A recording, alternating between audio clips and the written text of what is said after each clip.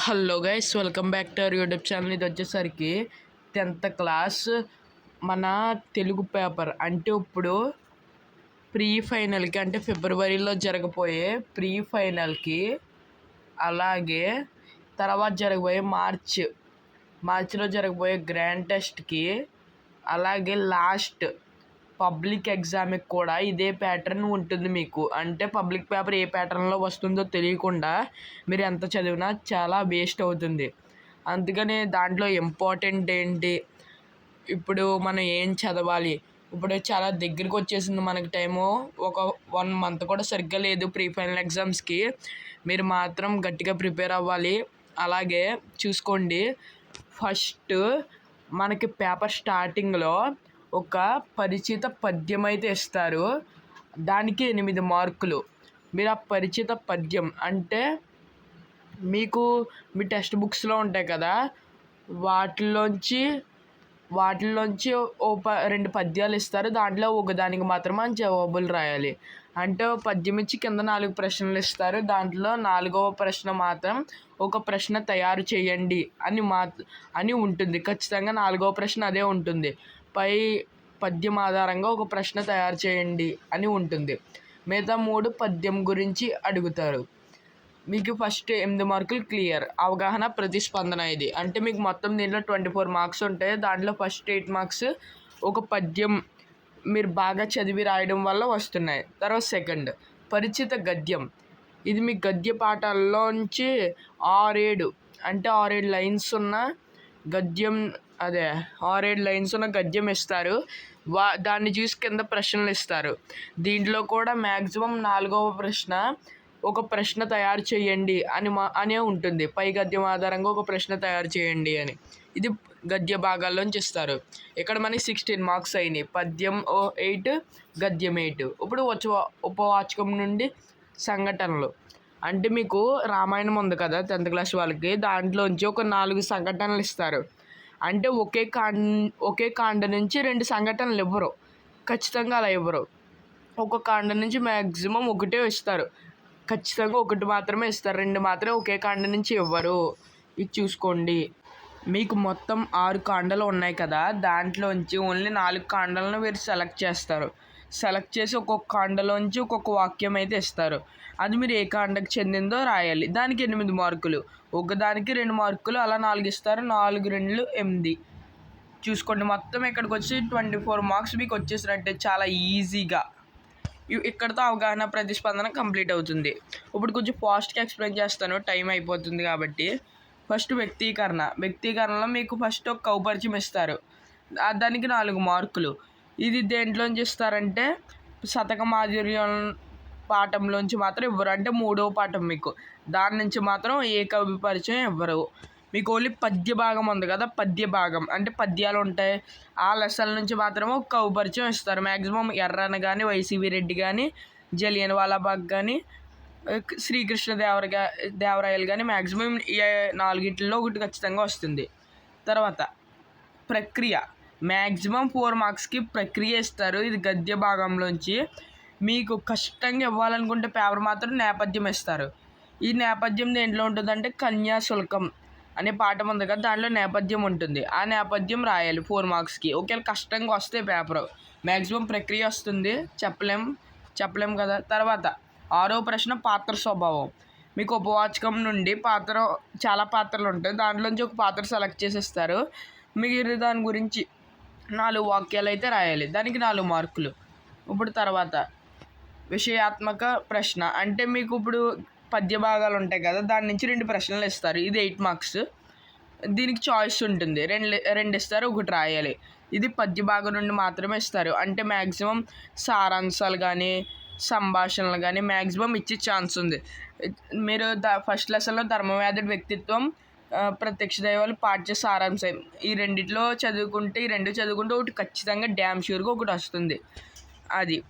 తర్వాత గద్య భాగం. ఇది గద్య భాగం నుండి ఒక ప్రశ్న ఇస్తారు 8 మార్క్స్కి. అంటే 2 ఇస్తారు, ఒకటి రాయాలి. ఇది కూడా సేమ్ అలాగే ఉంటుంది. మీరు ఒక వ్యాసరూప ప్రశ్న అన్నీ బాగా చదువుకోవాలి, ముందు ఇంపార్టెంట్ వస్తాయి. అలాగే ఉపవాచకం నుండి 2 ఇస్తారు. అంటే ఇప్పుడు సపోజ్ ఎగ్జాంపుల్కి చెప్తున్నాను, రామరావణ యుద్ధం గురించి రాయండి, రామసుగ్రీవుల మైత్రి గురించి రాయండి, సీతారాముని కళ్యాణం గురించి రాయండి. ఇలాంటివి ఉన్నాయి కదా ప్రశ్నలు. అవి 2 అయితే ఇస్తారు, మనం 1 రాయాలి, 8 మార్క్స్. తర్వాత సృజనాత్మక ప్రశ్న అంటే మీరు లేఖ కానీ గోడ పత్రిక కానీ, అంటే ఇంకా ఉంటాయి కదా గోడ పత్రిక, లేఖలు, ఇంకా చాలా ఉంటాయి. మీకు ఇప్పుడు వ్యాసం రాయండి అని, మీరు ఏదైనా ఒక ఊరు వెళ్తే దాని గురించి వర్ణిస్తూ వ్యాసం రాయండి అని, మీరు ఏదైనా నాటకం చూస్తే దాన్ని వర్ణిస్తూ వ్యాసం రాయండి. ఇలాగా సృజనాత్మక ప్రశ్నలు అంటే సొంతంగా రాసేది. లేఖలు కానీ గోడ పత్రికలు కానీ, అంటే ఆహ్వాన పత్రికలు కూడా ఉంటాయి. అంటే మీ నోట్స్లో ఉన్నవే ఇస్తారు మ్యాక్సిమం, అంటే మీ టెక్స్ట్ బుక్లో ఉన్నవే. ఇక్కడితో 8 మార్క్స్ కంప్లీట్ అవుతాయి. మీకు మొత్తం ఇక్కడితో మీరు రాయాల్సింది పని అయిపోతుంది. ఇప్పుడు బిట్స్ అంటే ఇది కొంచెం మాత్రమే రాయాలి. ఫస్ట్ అలంకారం ఇస్తారు, అంటే మీ పాఠాల్లో ముఖ్యమైన అలంకారాలు ఇవ్వాలి. అంటే మీరు మ్యాక్సిమం ముఖ్యమైన అలంకారాలు మాత్రం ప్రిపేర్ అవ్వండి. ఆ అలంకారం అంటే 1-2 లైన్లు కానీ, మ్యాక్సిమం 1-2 లైన్లు కానీ, 4 లైన్స్ కానీ ఇస్తారు. అది ఏ అలంకారం, దాని లక్షణం, ఆ అలంకారం లక్షణం రాయాలి, దానికి 2 మార్కులు. తర్వాత ఇది ఘన విభజన. ఇది ఫస్ట్ లైన్ ఇస్తారు, లేకపోతే 4 లైన్స్ ఇచ్చే ఛాన్స్ ఉంది. పద్యంలో ఫస్ట్ లైన్ ఇస్తారు, దాంట్లో మీరు ఘన విభజన చెయ్యాలి. అంటే ఆ ఘన విభజన మీరు బాగా నేర్చుకోవాలి. ముందు మన ఛానల్లో వస్తాయి. ఈ 4 నుంచి మాత్రమే వస్తుంది. ఉత్పలమాల, చంపకమాల, మత్తేభం, శార్దూలం. ఈ 4 పద్య భాగాల్లో పద్య పాదాల నుంచి ఇవ్వాలి. తర్వాత అర్థం రాయడం, అర్థం గుర్తించడం. 13వ ప్రశ్న ఏమో అర్థం రాయాలి. వాడు ఒక వాక్యం ఇస్తాడు, దాంట్లో అండర్లైన్ చేస్తాడు, దానికి అర్థం రాయాలి. ఇంకో దాంట్లో ఆ వాక్యం ఇచ్చి అండర్లైన్ చేస్తాడు, దానికి కింద 4 ఆప్షన్స్ ఉంటాయి, దాంట్లో అర్థాన్ని గుర్తించాలి. ఇది మాత్రం పాఠాలు అంటే పద విజ్ఞానం ఉంది కదా, అంటే మీ లాస్ట్లో టెక్స్ట్ బుక్ లాస్ట్లో ఉంటుంది కదా, అది అనమాట. తర్వాత పర్యాయ పదాలు, ఇది కూడా సేమ్, 1 రాయడం, 1 గుర్తించడం. ఫాస్ట్గా చెప్పేస్తున్నాను. తర్వాత వికృతి అంటే వాడు వికృతి పదం ఇస్తాడు, మీరు ప్రకృతి రాయాలి. తర్వాత వాడు ప్రకృతి పదం ఇస్తాడు, మనం వికృతి గుర్తించాలి. ఓకేనా? ఇది కూడా పద విజ్ఞానం నుంచే. తర్వాత నానార్థం రాయడం, నానార్థం గుర్తించడం. తర్వాత వృత్తాంతం రాయడం, తర్వాత వృత్తార్థం గుర్తించడం. ఇది సరిగ్గా తిరగడం లేదు నాకు. ఇది వాక్యంలో ఇప్పుడు జాతీయాన్ని గుర్తించాలి. అంటే వాడు ఒక వాక్యం ఇచ్చేస్తాడు, దాంట్లో జాతీయం ఉంటుంది, దాన్ని గుర్తించి విడిగా రాయాలి మనం ఆన్సర్ కింద. తర్వాత వాడు జాతీయం ఇస్తాడు, దాన్ని ఏ సందర్భంలో వాడతారో, ఏ అర్థంలో వాడతారో మనం ఇది ఇవ్వాలి, అంటే మనం రాయాలి. ఇది మాత్రం ఉపవాచకం నుంచే ఇస్తారు. ఉపవాచకంలో మెయిన్ ఒక 10-15 ఉంటాయి, అవి కూడా పెడతాను ముందు. మీరు అదర్ ఛానల్ సబ్స్క్రైబ్ చేసుకోండి. అలాగే సంధి విడదీసి రాయాలి. ఇది కూడా పద విజ్ఞానం నుంచే. ఈ సంధి కలిపి రాయాలి. ఇదేమో ఇచ్చిన పదం ఏ సంధికి చెందిందో గుర్తించడం. అంటే సంధుల కింద ఇచ్చేస్తాడు, మనం ఒక సంధి సెలెక్ట్ చేసి దీనికి చెందిందని రాయాలి, అది గుర్తించాలి. సమాస పదానికి విగ్రహవాక్యం రాయాలి. అలాగే 24వ ప్రశ్న చూసుకోండి. ఇచ్చిన సమాస పదం ఏ సమాసానికి చెందిందో రాయాలి. అంటే అక్కడ పదం ఇస్తాడు, ఆ కింద 4 ఆప్షన్స్ ఇస్తాడు, దాన్ని ఏ సమాసానికి చెందిందో రాయాలి. తర్వాత సరైన ఆధునిక వచనాన్ని గుర్తించాలి. అంటే ఇప్పుడు వాడు పూర్వకాలంలో ఎలా మాట్లాడుకునేవారో ఒక వాక్యం ఇస్తాడు, అంటే మన టెక్స్ట్ బుక్లో ఉన్న పార్ట్ని బేస్ చేసుకుని ఒకటి ఇస్తాడు, కింద 4 ఆప్షన్స్ ఇస్తాడు. అది ప్రస్తుతం మనం ఎలా మాట్లాడతామో అక్కడ ఉంటే దాంట్లో ఒకటి సెలెక్ట్ చేయాలి. తర్వాత వ్యతిరేకార్థక వాక్యం. ఈ బిట్లని నేను ఒకరోజు ఎక్స్ప్లెయిన్ చేసుకుంటూ వెళ్తాను సింపుల్గా. వ్యతిరేకార్థక వాక్యం, వాడు ఒక వాక్యం ఇస్తాడు, మనం దానికి వ్యతిరేకం రాయాలి, అంటే వ్యతిరేకంగా రాయాలి. ఇప్పుడు నేను ఇదంతా గ్రామర్ ఎక్స్ప్లెయిన్ చేస్తాను. ఇప్పుడు ఓన్లీ బిట్స్ ఏ టైప్లో వస్తాయో చెప్తున్నాను. 27వ ప్రశ్న క్రియపదం. ఇచ్చిన క్రియపదాలలో అడిగిన దానికి గుర్తించాలి. క్రియపదం గుర్తించాలి, అంటే వాడు పదం ఇస్తాడు, మనకు కింద 4 ఆప్షన్స్ ఇస్తాడు, అది ఏ క్రియపదమో గుర్తించాలి.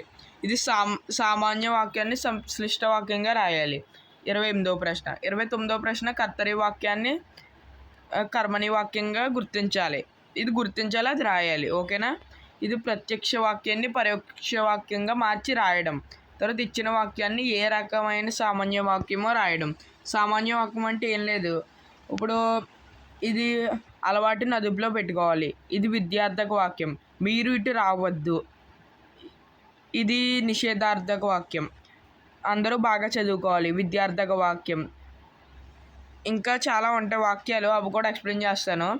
ఇది గుర్తించాలి. 32వ ప్రశ్న ఏ రకమైన సామాన్య వాక్యం గుర్తించాలి. 33వ ప్రశ్న ఏ రకమైన సామాన్య వాక్యం రాయాలి. మీకు దీంట్లో రెండు రాయాలి, ఒకటి గుర్తించాలి. ఓకేనా? ఇది చాలా సింపులే ఇదనమాట. ఓవరాల్గా ప్యాటర్న్ మీకు ప్రతి ఎగ్జామ్లో ఇలాగ వస్తుంది. ఇప్పటి నుంచి ప్రీ ఫైనల్ ఎగ్జామ్లో కానివ్వండి, గ్రాండ్ టెస్ట్లో కానివ్వండి, పబ్లిక్లో కానివ్వండి, మీరు ఏ మోడల్ పేపర్ చూసినా సేమ్ ఇదే ప్యాటర్న్ ఉంటుంది.